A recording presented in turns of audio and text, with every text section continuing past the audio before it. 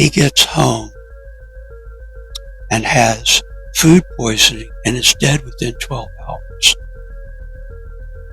Those among us who know the symptoms of food poisoning think of this more in terms of Alexis Navalny and other unfortunate critics of the Putin heroes, I think.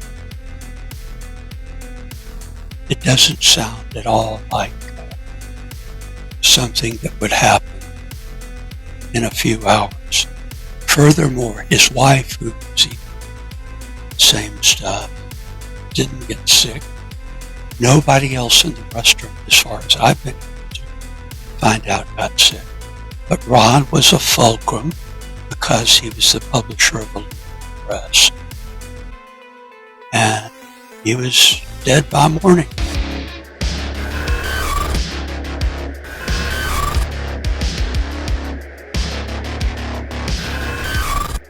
Welcome back. I'm here with Dr. Alan Greenfield. You know what I was thinking when I was saying that? I was thinking Alan Mother Effin Greenfield, but I'm trying to avoid the use of harsh language this early on in the podcast. But fuck that. As long as you beat the 8 seconds, you'll be fine. The intro will cover the 8 seconds, so you two. Okay. I'm pleased to be a doctor of nothing. As I put it this way, I put a lot of time in at the University of Arizona getting a degree that has never done me any good whatsoever, except at parties, which I'm not big on doing, because it gives me stuff to talk about. Oh, Buddhism. No problem. Did you know the Buddha had blue eyes, you know? Okay. So, how did you find your way into the occult? Fell in. I mean, I have no exact thing for any of the fields that I'm interested in, right, except that it just seemed natural to me. I got actively involved when I was like 13 or 14. I joined the Mystic Arts Book Society, NICAP, the National Investigations Committee on Aerial Phenomena, which investigated nothing. Fell out of form, you know. Like, they can't land, but they do fly over. Okay, whatever. That was a CIA front, in my opinion. I think they all are, Alan. I think they all are. Well, if you get an organization, or they're infiltrated. Like, they're not necessarily all fronts, but they're certainly, every single one of them is infiltrated to some degree. Lest we be mistaken for QAnon, let me say that if you see the CIA 1953 panel about what to do about UFOs, or as they're now trying to foist on people, UAPs, which I find to be a ridiculous term, and I think is a test of whether the government can lead people around by the nose. They decided in the climate of the 50s, 1950s, that the phenomena was a threat, not because it was extraterrestrial, let alone anything else spooky, like in my league, but because the communists could infiltrate private UFO organizations and create false flaps wherein the Soviet bombers could sneak in to restricted airspace and blow us all to hell, or to heck, if, you know, depending on your audience. And ever since then, there have been these explainable unexplains. When the United States and China clash, the world will never be the same, especially when forces beyond reality threaten to intervene. What if the United States went to war with the People's Republic of China? How would these rivals fight for supremacy on land, sea, air, and across the stochastic streams of time? What wonder weapons would be unleashed? What horrors would emerge from the irradiated sludge of the South China Sea? What heroes would rise and forever change the course of history? Tread into the deepest and darkest dimensions of the multiverse, gaze through a kaleidoscope of fractured realities, and bear witness to the disturbing visions of World War III from today's greatest minds in science fiction, fantasy, and horror. Weird World War, China. Available now from Baen Books at Baen.com. And I do think that while that's not an explanation for the various phenomena, I don't think they care that much. I think that certain individual cases trace back to that, including when NICAP was formed in 1956, the chairman of their board was Admiral Roscoe Hillenkotter. Future director of the CIA, or probably the director of the CIA. Yes, he was the first director of the CIA Mm-hmm. and was in OSS during World War II. So, yeah, and he was appointed by Major Donnelly Kehoe, who was a classmate of his at West Point. I mean, and the whole board was sort of like that. There were also a number of anti-Semitic military types that were part of that era as well. So who knows what goes on? They had a front man, Dick Hall, who I hated and who hated me, but he threw us out of their office once. I went there with Gene Steinberg and Rick Hilberg and some guy from the peace movement at that time. And he took one look at Steinberg and said, "I told you never to come here again." Okay, well, we're with him and we'll have to leave. Well, that's your choice.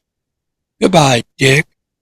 And the other thing, too, is the intelligence community has not only done things like that, but they also use it as a canard to hide, secret special programs and things like that, like the F-117, right? So it's one reason why it's so muddied, right? There's so much chaos in the topic.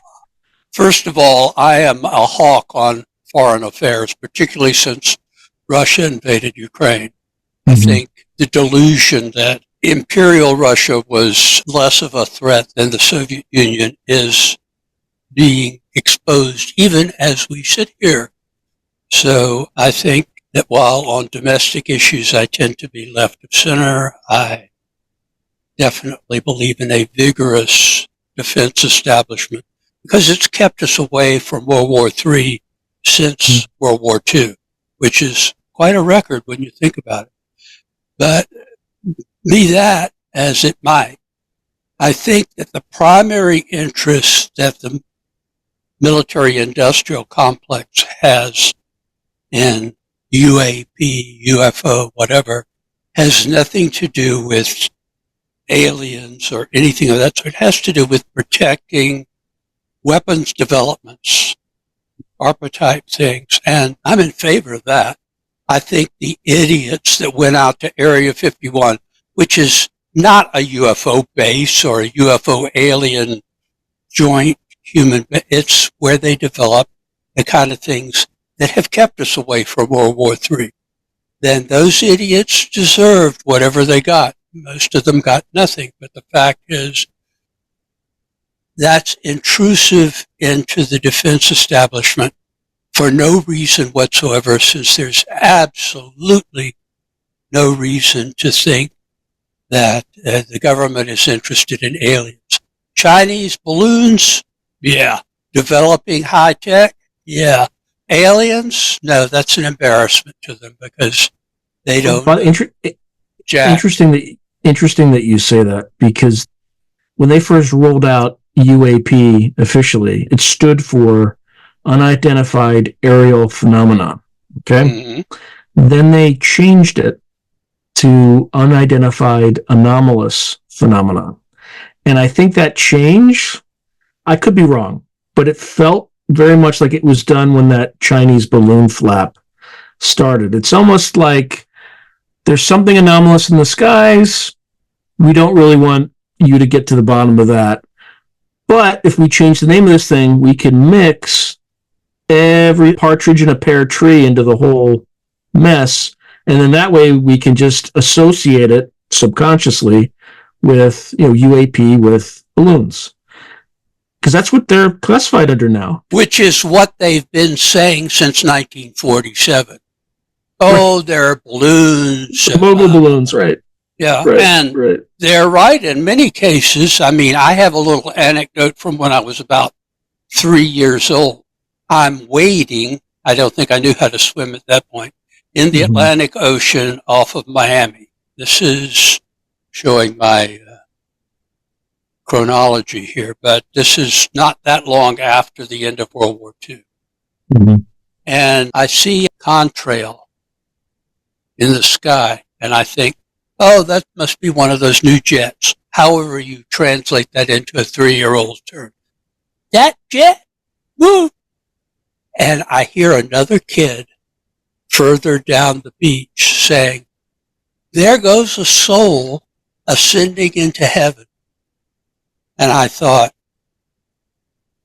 I'm going to remember this. And I have for 1,000 years now, because it occurred to me so many new technology things are mistaken for, I think lights in the sky are just a signal.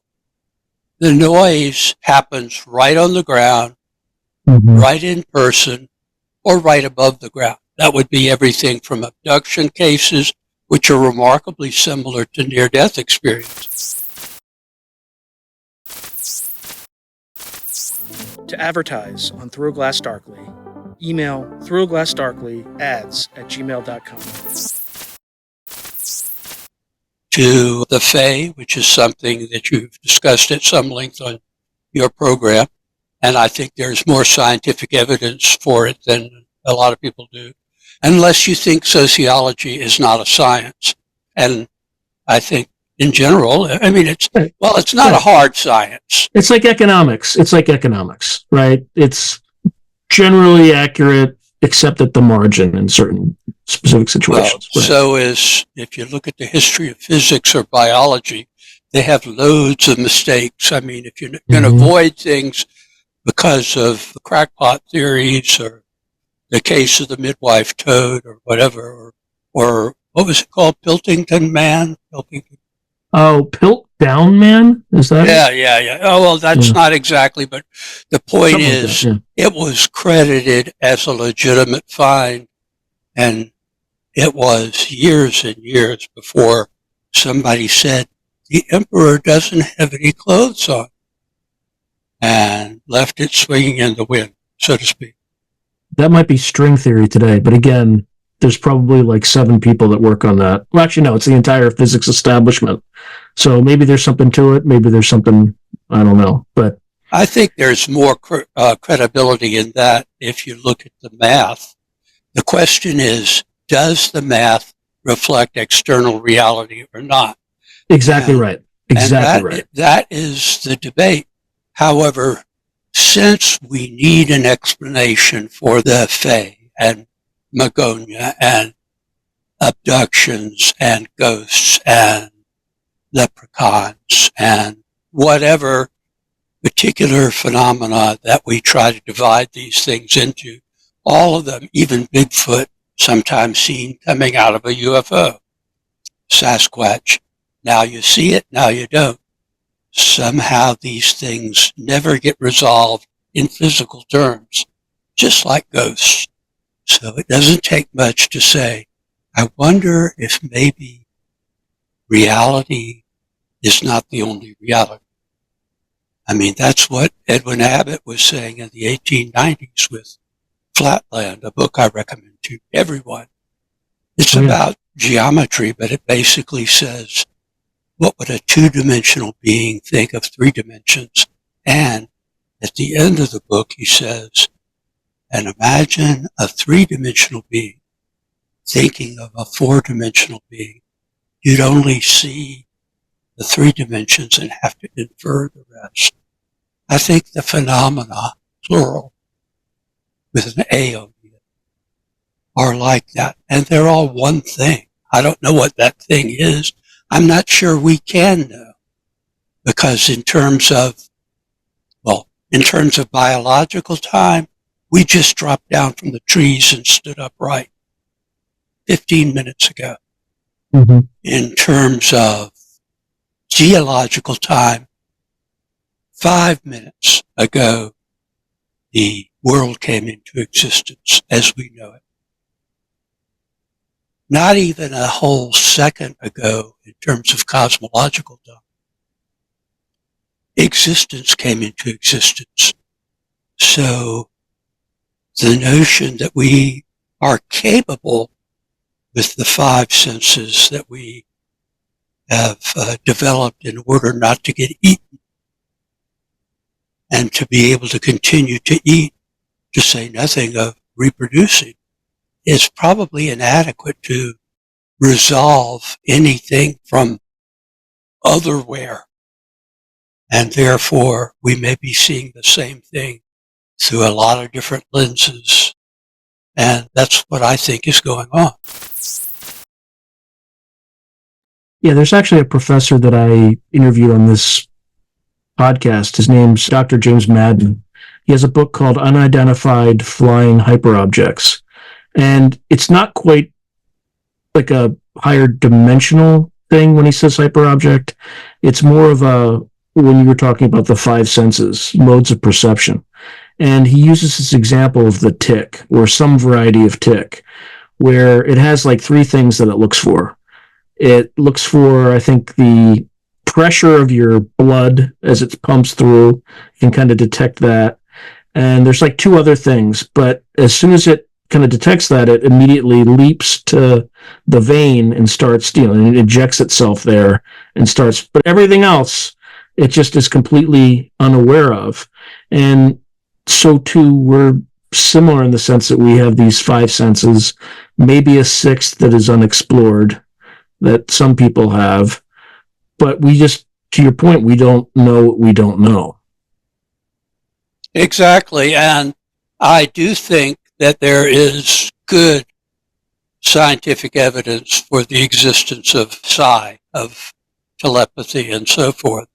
But that doesn't mean that that gives us a clear view, clairvoyant, clear view of what the phenomena are, if indeed I'm correct, and they are a manifestation of something from other branes of existence, as in BRANES, not these wet things in our head.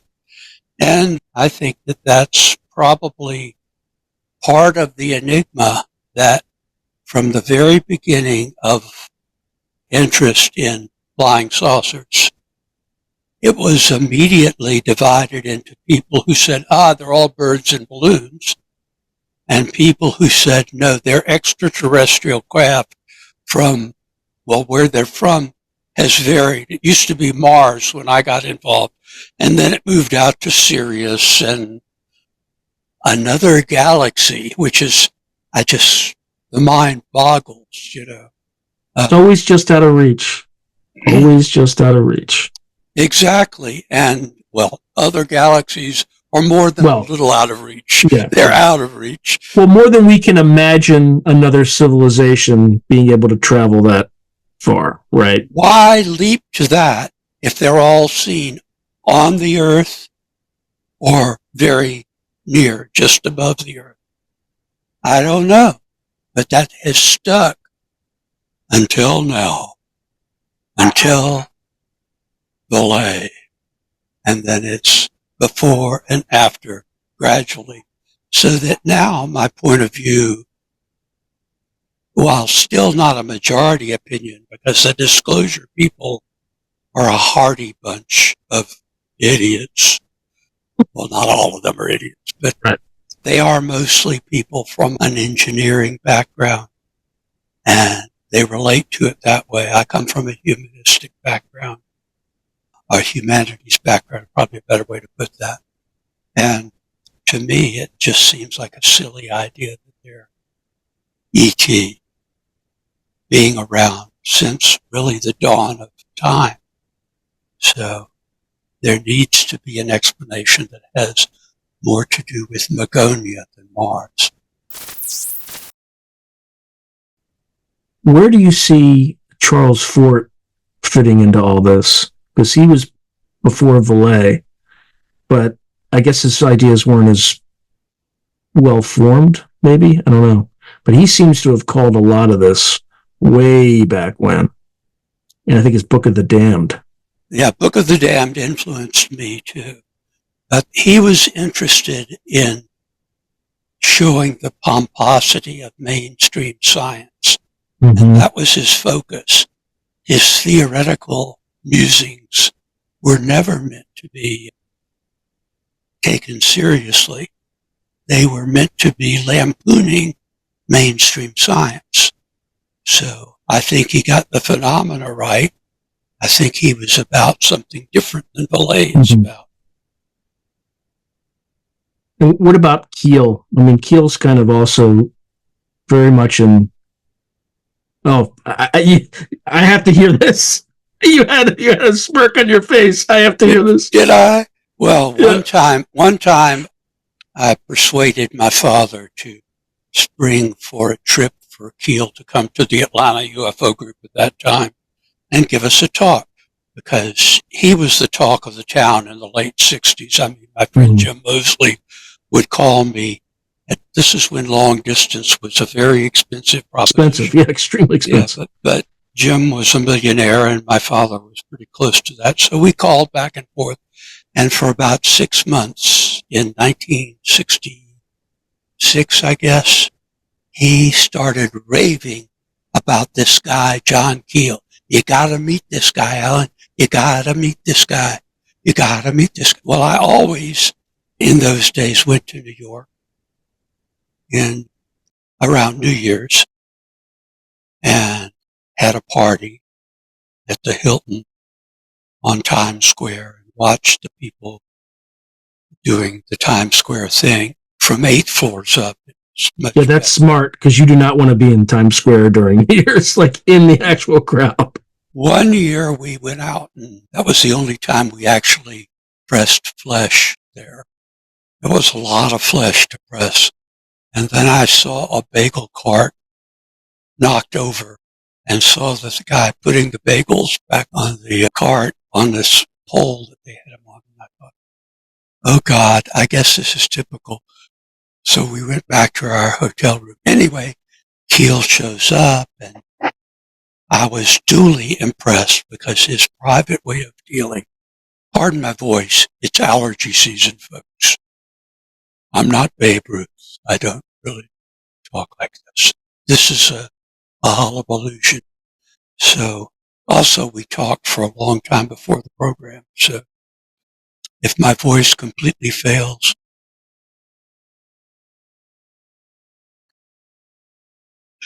try to blip that out. Well, you can't, but I could read it. I could see it. Really? I didn't intend for anybody to read.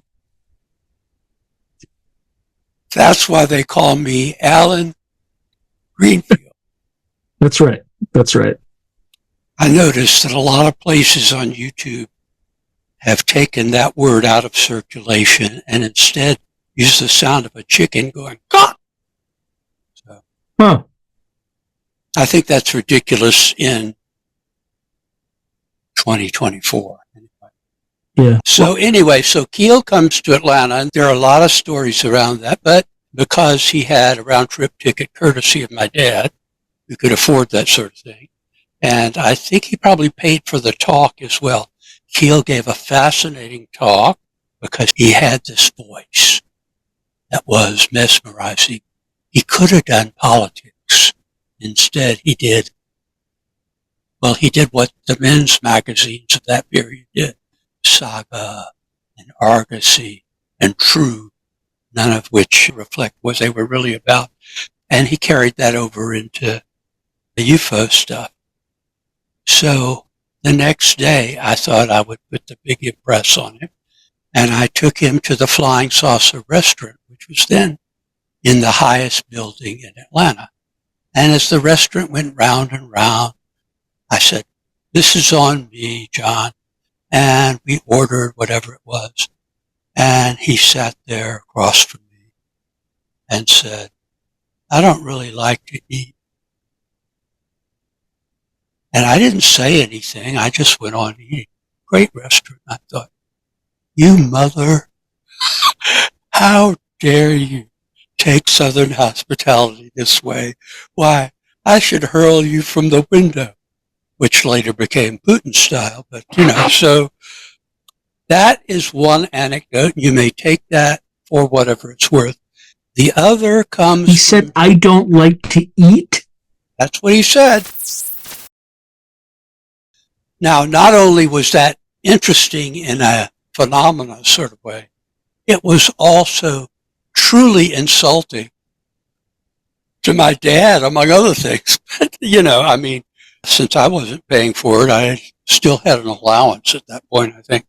I was in my teens. Teen ufologists were about all there was in ufology outside of the Kehoe, APRO, beginning of MUFON circles. Walt and MUFON. What do you make of the fact that the Pentagon or the Department of Defense, in terms of just naming, the CIA, the NSA, the U.S. Air Force were all formed several weeks after Roswell in 1947 as part of the National Security Act? Do you think that was related? Do you think that was just coincidental? A lot of things happened in the wake of the bomb and World War II. It may be the phenomena accelerated after the bomb. That is a current idea that people have. And indeed, in that part of New Mexico and Arizona, there's all kinds of stuff going on. And there are various explanations. One is the bomb opened a portal or it attracted attention. Another, which I find more compelling, is that L. Ron Hubbard, or as I put it, do Ron, and the then head of the one and only OTO body in the world, went out in the desert because I guess the guy needed a girlfriend or a new girlfriend or something like that. And they did this conjuration out in the Mojave. And say what you will about either of these guys. Was Parsons with them on that, or was it somebody else? That was Parsons. Okay. I try not to mention OTO personalities, although he left the OTO in disgust not long after that and mysteriously blew up shortly after that. But, Yeah, you need to go into that one. I'm curious what he was a happened rocketeer, so blowing up was sort of. Okay. So it wasn't he was engaging in some other ritual or something like that? And I think the flaw, if any, there is they opened this portal. Both of them were powerful magicians. I think Parsons more than Hubbard, because Hubbard was just going in that direction, although Hubbard in later years said something along the lines to his son, Ron Jr., I'm not talking to you about Scientology magic. That's trivial. I'm talking to you about real occult magic, by which his exposure was to the parsonage, which, by the way, is not that far from the Mojave. That's why they went there. That whole cycle suggests to me that Hubbard was into magic for real and into Scientology for sue me for that, guys. Come on. It's just a gesture. It could be, I got rhythm. I got music. People hate that I do that, so I won't do it anymore. I'll be many different motivations, one of which was pecuniary. Yes, pecuniary. It's a good term, and I think it applies here. Point is, I don't believe at the end of this ritual out in the desert, which was not really the end of this extended several-day thing that ended in a sexual magic ritual. I have seen all the accounts of that, and nowhere have I seen anything where they ritually closed the portal that they'd opened. All of this material came sliding through, which makes it a fairly powerful conjuration. But you have to banish if you invoke. And if they did, stuff may have been coming through there, Bigfoot and Littlefoot and leprechauns and tigers and lions and bears. Oh my. And presumably if they never closed it, there's stuff still coming through. Yeah. A lot of people think that. Olive, my publisher, even at one point said, maybe I'll go to the Mojave and close the thing. I said, bye. I'll never see you again. Yeah. Make sure that in your will, all of my books stay in print, okay? I didn't say that, but I don't think he decided to do that. I thought about doing that as well. I mean, I could probably handle it. I've been a magician for a very long time. But I do think that that portal is still open.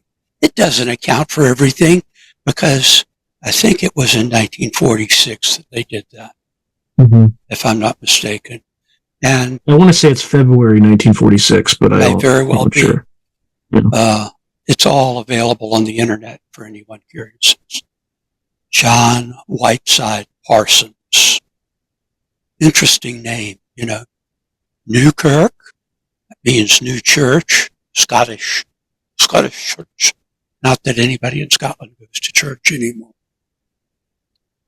It's dead church, but parson, as in parsonage, which he called his hangout for science fiction people and communists and fascists and all kinds of ists, along with being the official one and only OTO lodge of that time. So it was all kinds of things. Where was I going with that? Tell me where I was going. About closing. You were considering potentially closing this thing, but it was yeah, I could. I'm not sure that I would want to because the phenomena as such clearly don't originate then, because as far back as you care to go in history, everything from the Men in Black to Bigfoot is a fair step to the Fae.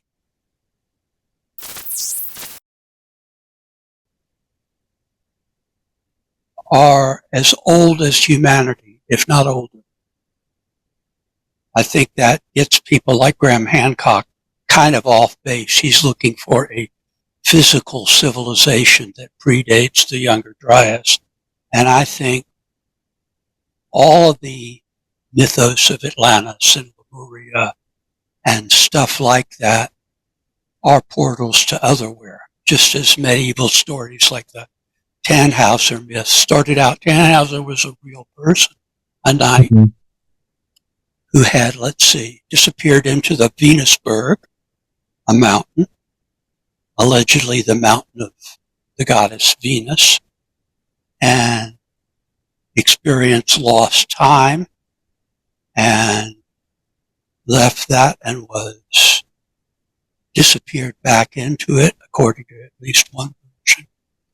There's all of this stuff. The Man in Black was considered to be synonymous with the devil, which is, if you had a cold, it came from the devil in the Dark Ages. So, and the Jews poisoned the wells whenever people got the flu or whatever, or the Black Death. Clearly a Jewish plot asks you. Even though it killed Jews, but, nobody's really keeping track of it. Less because Jews, pardon me for saying it, had this ritual around Pesach, Passover, still do, which they cleaned up their houses. Cleaning up houses was not done in the high Middle Ages by most folks, even in castles. You finish your steak on a stick, and you threw the stick on the floor, and the dogs would, which lived with you. No privacy. So those who practiced better hygiene were less likely to die. But of course, we all know it was actually a conspiracy to rule the world.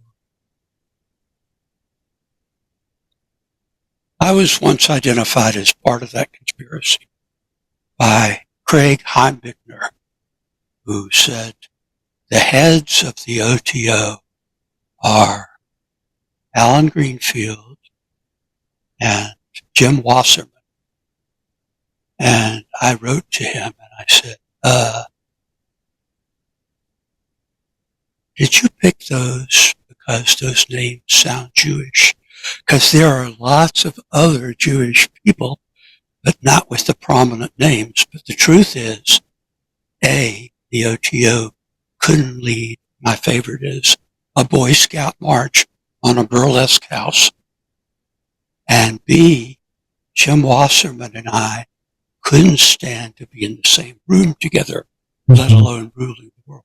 And to Chaim Bickner's credit, he wrote a book that completely revised his idea about me anyway. Wasserman was a Nazi. Wait, Wasserman is a Nazi? He's dead now, so I can say it. But yeah, he was a Nazi and despised me. He's the only Jewish Nazi I have ever met. That seems like a... That seems like a, what's the word I'm looking for? Well, it just doesn't make any sense, right? So non sequitur is not the right word, but you know what I mean. In the SS, there were a couple of Jews that passed for white, so to speak. And why? Their own survival? Or maybe they really liked the sound of drums and bugles, or liked hanging out in beer halls, or didn't like their own people. So, I mean, that happens. But I don't think Wasserman was that way, because there is a point in the OTO, shh, don't tell anybody this, where you're required to get a certain tattoo. And Wasserman, who was my initiator in that particular degree, pointedly said to me, well, I just have 4 little dots that no one will notice. Otherwise, I couldn't be buried in a Jewish cemetery, which I assume he is. It's really not true. It's a myth that Jews who have tattoo, there's an injunction about scarification that has to do with biblical practices, most of which are null and void, like the last, well, since the Romans anyway.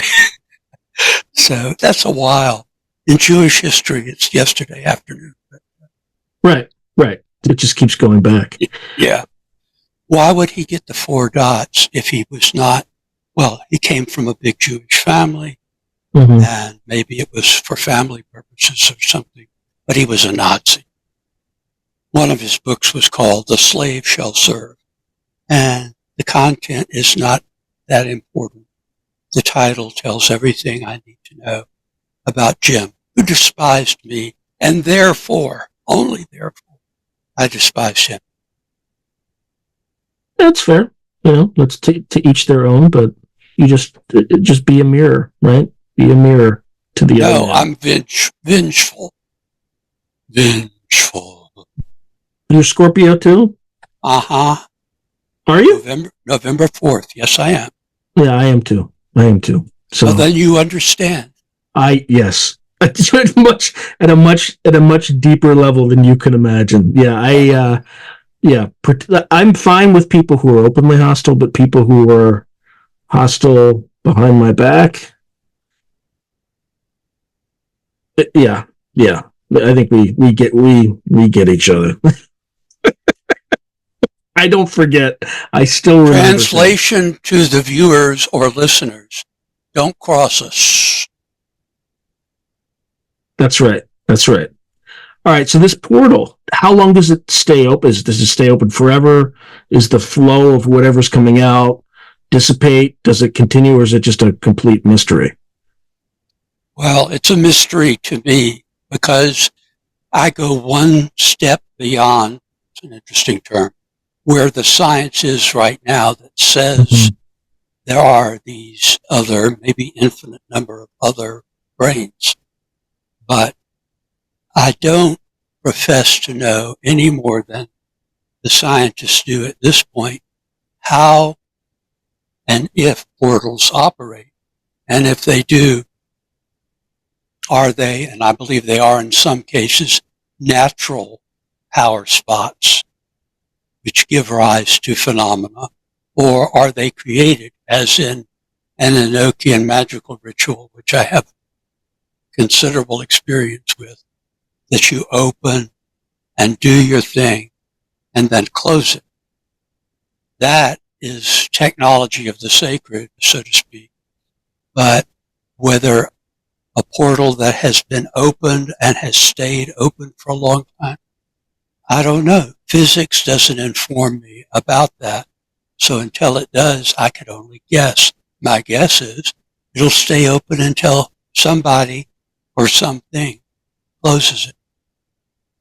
But it's not the only portal. I mean, there are a lot of portals at convergent points of ley lines.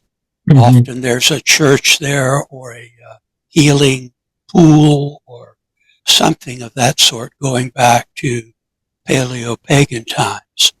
And I think a lot of the mysteries involving people disappearing in caves and in forests is because there are portals there. And they may be one way.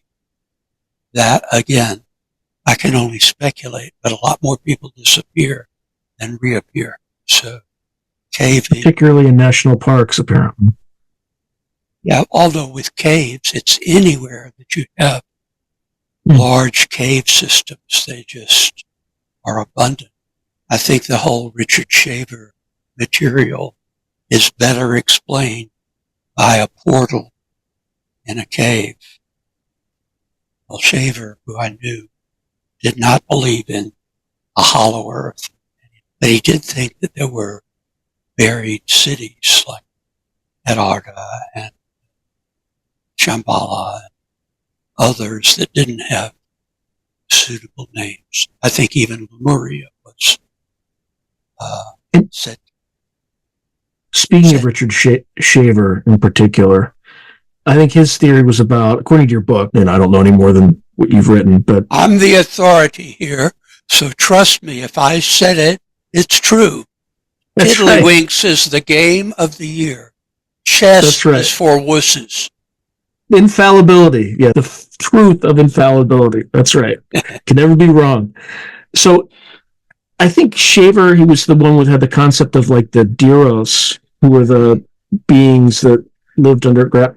What's the deal with Shaver? Didn't he predict some UFO flap or something like that in a short story? Or there was something about him that was, I don't know, precognitive. I don't know if that's the right word. But what was special about him? I think that's probably a better way to ask. Well, I don't think he was that special.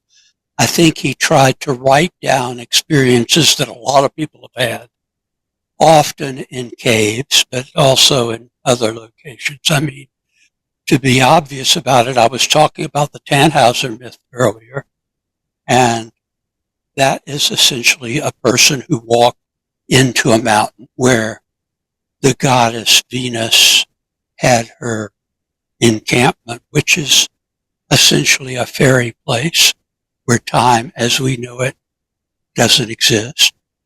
So Shaver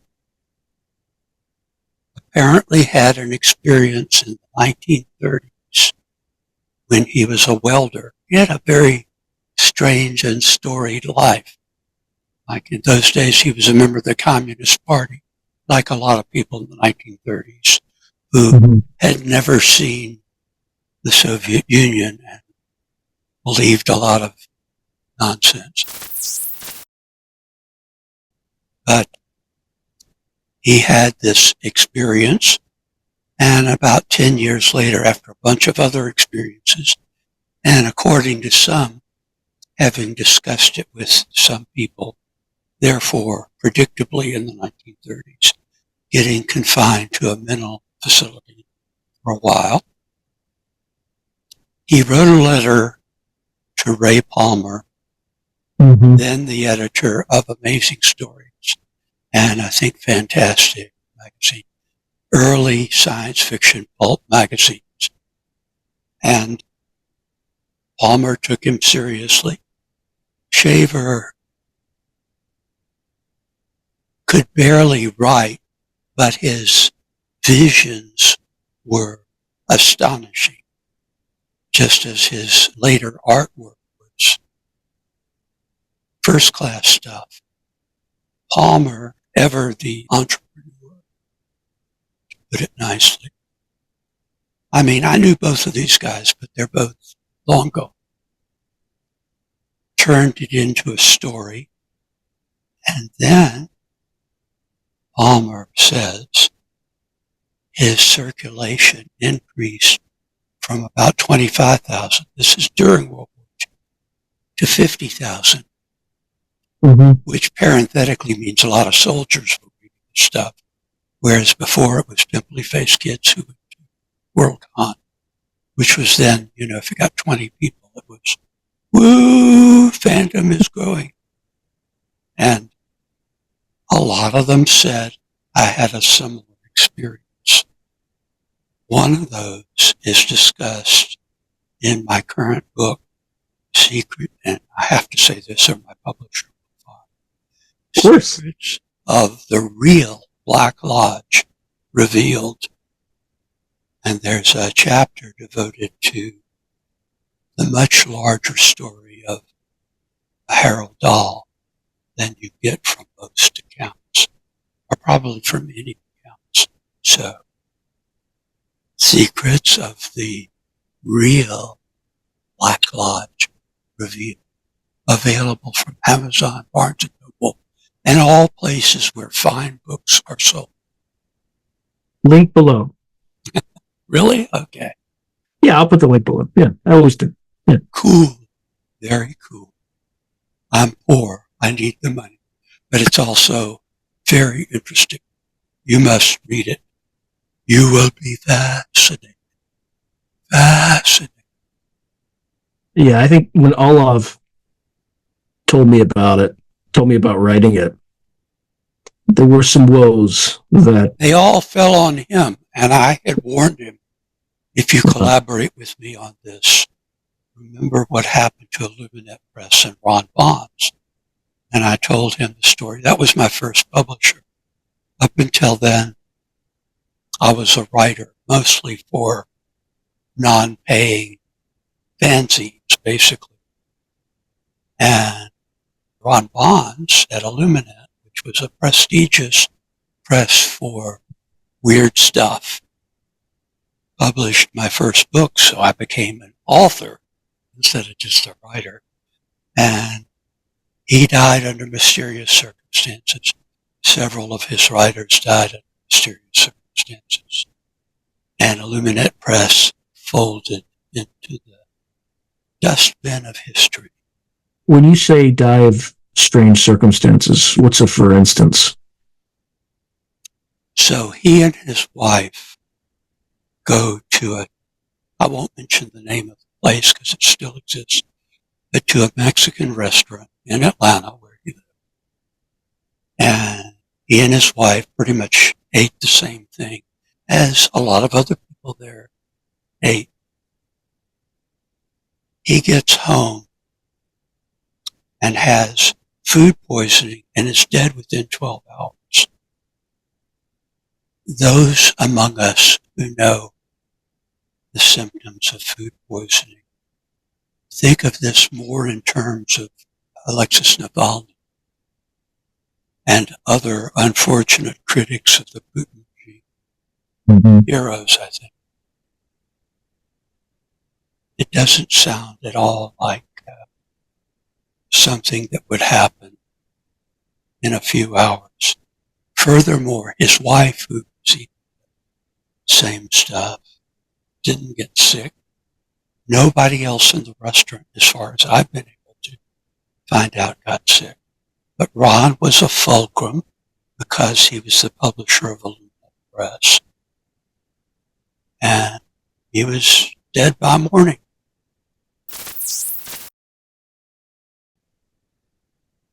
Strange enough. Yeah, definitely strange. What was he doing that could have been perceived as poking at the Black Lodge? Published a secret cipher of the UFOs. And Jim Keith's Saucers of the Illuminati, and republished, may have been the first publication of it actually, Carrie Thornley, who also died prematurely. Depends on whose story you go for there. Another person I knew all these people, so it was really personal. Also, they were all local in Atlanta. So, one of my friends said, "You best watch out for yourself, Alan." And that's a whole story in and of itself. But at this point, Anyway, suffice to say, he republished the Principia Discordia, which is the basis of the Discordian movement, which is kind of somewhere between anarchism and nihilism. I've never been quite sure, but then neither are they, So it all came tumbling down. Not everybody that worked for them had an unfortunate. I think George C. Andrews is still around. He had one of the most profound insights I've heard, which I've quoted. I think it was quoted in the book you're reading now. Something to the effect, Enochian is the language of the extraterrestrials. And while I don't think there are extraterrestrials involved, I think there are, to use Keel's term, even though he didn't like to eat ultra-terrestrials involved. Actually, I kind of liked Keel. He never considered himself a ufologist. He called all the ufologists UFO buffs. And I don't know, I call myself a para-ufologist, which is taking in a lot of other stuff. So he may have been right about all the disclosure people. What do you think is so deep and dark of the secret that the U.S. government will never disclose? I don't think they know anything. That's what they disclose. I think they are more concerned with Chinese balloons. And at this point, in the 1950s, they were concerned with Soviet bombers, which they were expecting any day. And I think they're also concerned, as DARPA would be, with the weapons development. And those are legitimate concerns for any government in this wicked world. And I don't fault that. I don't think that their concern is with ET coming here. And I think they're right, but they're wrong too, because I think there is something going on that probably is not within the province of the Air Force or DARPA or any military industrial organization, especially federal organization. It's a concern that is better in the hands of the Society for Psychical Research, the ASBR, and those who are delving into the borderland areas. The first was Borderland Sciences. They preceded the UFO era and are still around, as far as I know. And I think, I don't want this to sound arrogant, because there are things I certainly don't know, but I think those of us who've been engaged in field work and so forth in these various areas in the private sector know far more than the government does about these things. But that doesn't mean that we freely travel between here and otherwhere, or know how to. It means that the level that we've reached is we know, or we think we know, there is an otherwhere, or more likely otherwheres, plural. What do you make of these claims from Grush that there's been crash retrievals and things like that? Because that could still be consistent with other wares, right? Doesn't necessarily have to be from out there. Well, I think the entire disclosure movement is a disinformation campaign. And I'm not going to get on an individual guy's case, because the fact is it may be fed to him, and he may buy into it and be perfectly legitimate. Although, what is that term that's got some agency now, something fools. Useful idiot? Yeah, useful idiot. Very good. Don't ask me to say it in Russian. I couldn't remember it in English. Right. But It's like a Lenin term, right? Vladimir Ilyich Lenin. Yeah. The guy whose mummy people. Yeah, still there. Still there. They preserve. It's the most random thing ever. Why? Yeah. Because the third largest party in Russia is the Communist Party. And for the last, since the beginning of the century, knowing which way the wind blows, they support Putin. And I guess Putin and his cronies figure, if we actually did what we did with Stalin and take him out in the middle of the night and bury him with honors in the Kremlin wall, probably we would have to contend with an angry bunch of old guys who remember the good old days of the Soviet Union. And I don't think he wants that, because he's seen the vision of the Russian Empire and the true church. And you know how that goes. The Third Rome theory. Yeah, I think if it is a strategic deception campaign, which it could be, right? I think the purpose would be to scare the Chinese or the Russians, just say, we got this stuff and you have no idea, how far we are, but it could be very dangerous, this and that. That's the only thing, the only motivation I could see for a strategic deception campaign, or maybe to hide some other project that's associated with it. But I'll give you a twofer. I think you're right, but I also think they have what, in my opinion, is an exaggerated concern with private citizens and groups, especially groups, poking around where they have no business poking around. The pilgrimage to Area 51, which turned out to be a relative fizzle. I think 100 people showed up, something like that. But what they were looking for was thousands. And if they had shown up at the gate, it would have been a major security breach. Not because there are pickled aliens in Area 51 or a crashed saucer or some combination thereof, but because that's a place that the weapons development that keeps us safe from World War III are done. And it's none of the business of the public, in my opinion. Yeah, it's almost like a lot of these things that the military slipped in as part of the UFO movement, right? In terms of these misinformation campaigns, like the Benowitz case as a clear example, right? It's like, yeah, you're definitely seeing UFOs. You should really continue to work on that. That's the downside of these sorts of things. If you lie that often to the public in order to disclose things, you better lie about something that's not going to cause you future harm. So I don't know what to make of any of this stuff. I just do know that there's something that we don't see, but can somehow detect, experience, etc. But it's outside of the normal ken of what our, as you mentioned earlier in the interview, the five senses. I think trying to solve any of these things is a mistaken approach. I think approaching it phenomenologically is much better. And what I generally say, my shorthand is follow the synchronicities.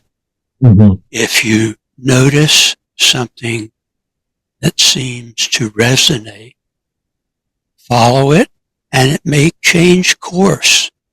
It may go from Bigfoot to ghosts, but just go with it, and somewhere along the path to Zitlan, as Carlos Castellano put it, you begin to experience a sort of enlightenment. And that is my bottom line message to people who aspire to know what this is all about. First, that it's all one thing, not a bunch of different things with turf wars going on between Bigfoot hunters and UFO hunters. It's the same thing. Ghost hunters, whatever the History Channel is churning out this month, since they ran out of stock footage of World War II, is something I often say. Fair point.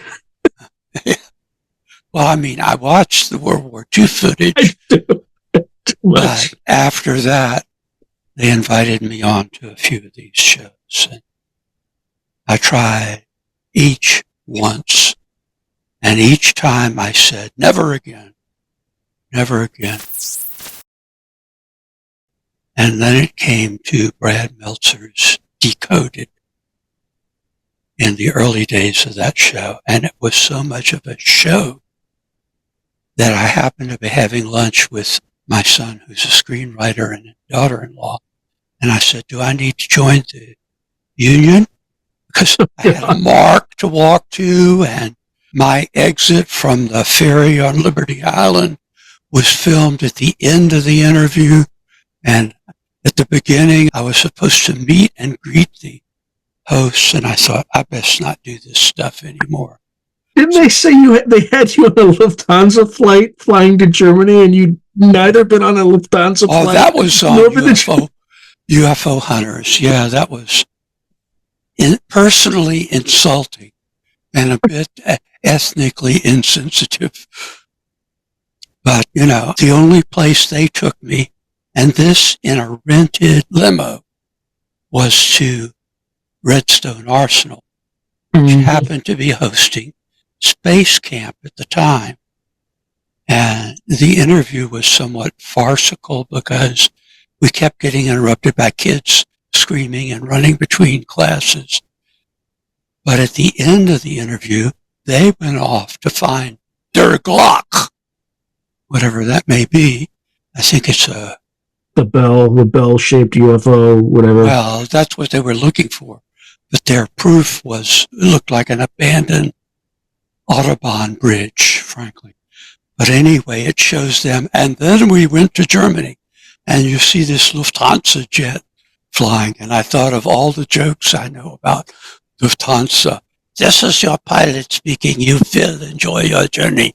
And many others. And I thought, I wasn't aboard.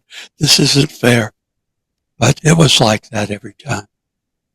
Did they force you to read a script that some 20-year-old person wrote? No, but they forced me in all cases to act in a certain way. And when I deviated from their script idea, we'll call it, they cut my part out and cut in somebody who agreed with them. They asked me that the same, not the Lufthansa thing, the Statue of Liberty thing. They asked me, well, would you like to see this torn down? And even if I thought that I did, this is being seen by millions of credulous people, including FBI. Damn, if I thought it should be torn down, I would say so. So you could hear the Star-Spangled Banner playing in the background. As I said, no, because as Emma Lazarus put it on the plate, glory, glory. Because, first of all, I don't have any reason to disrespect the Statue of Liberty for real.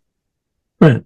And second, because I thought that was a leading question that had to do with the supposed Masonic origins of the Statue of Liberty. Because the three guys that worked on it, Eiffel was one, they were all Masons. Well, at that time, every adult in the Western world all my cousins were Masons.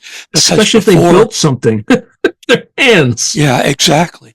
And before radio, before television, there was nothing to do on Saturday night for the guys. So they would join the Masons and play pinochle. It's not a conspiracy. It's fancy dress, for white guys anyway. I mean, I have my own problem with Masons. The fact that the three guys were Masons and that the new Colossus, as Emma Lazarus called it, later was modeled on the Colossus of Rhodes. has nothing to do with trying to sell America on paganism. And that was the point they were trying to make. So they don't include my answer to the question, including glory, glory, mine eyes have seen the glory. They go to this other guy that was a conspiracy theorist, probably a QAnon person, who said, yeah, tear the damn thing down. It's a pagan plot. And I thought, I don't want to be associated with that.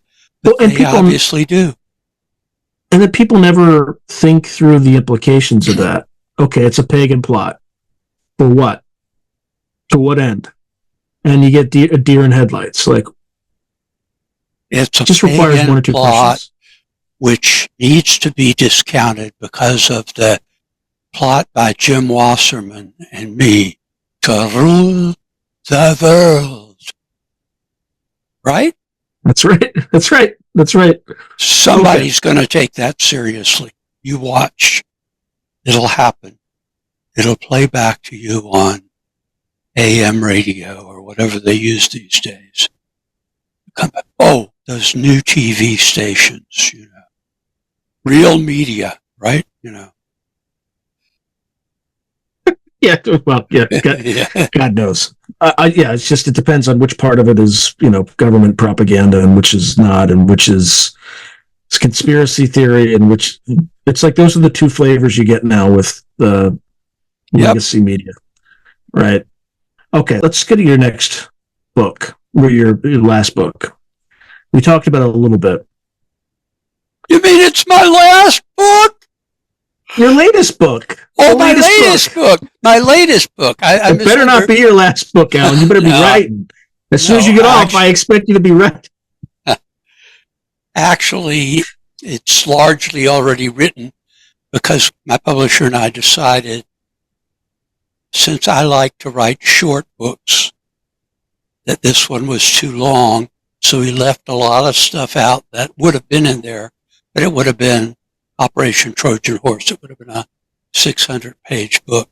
So I want to persuade my publisher, or some publisher, to take the spillover and call it After the Black Lodge or something, you know.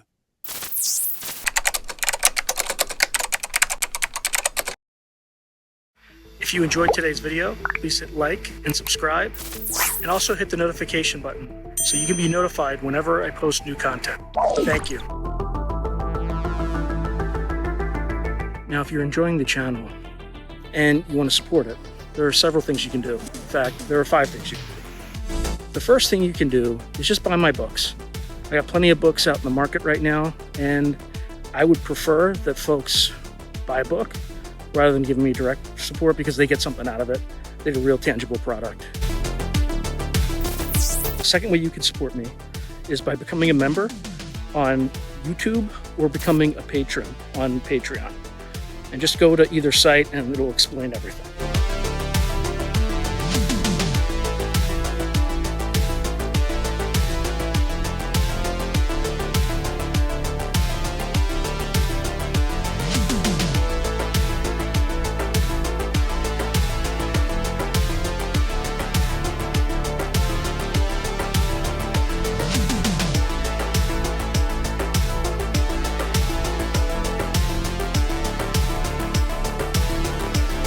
The third way you can support the channel is by checking out my merch site,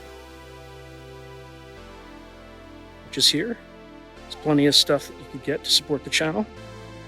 And I'd appreciate that you have it and you can wear it. Not only do you help support the channel, but you also help promote the channel, and I appreciate that. The fourth way that you can support the channel, and this is really easy, is anytime you want to buy something on Amazon, literally just go to the description below and click on any link, literally any link. The channel gets a cut of that, and it costs you no extra money. You just go through the link, as I'm part of the Amazon Affiliates Club. The fifth and final way you can support the channel is through donations. Now, I don't prefer these because it's more of an expression of gratitude, but you don't really get anything out of it as a subscriber to the channel. However, if you decide to do these options, there's 2 options. There's Buy Me a Coffee, which is a separate site, And there's also, you can go through YouTube with either a super chat, super sticker, or a super thanks. Again, I prefer Buy Me a Coffee because that organization takes less money than Amazon does. But either way, I appreciate any support you are willing to give the channel. So thank you very much and keep watching. I really appreciate it.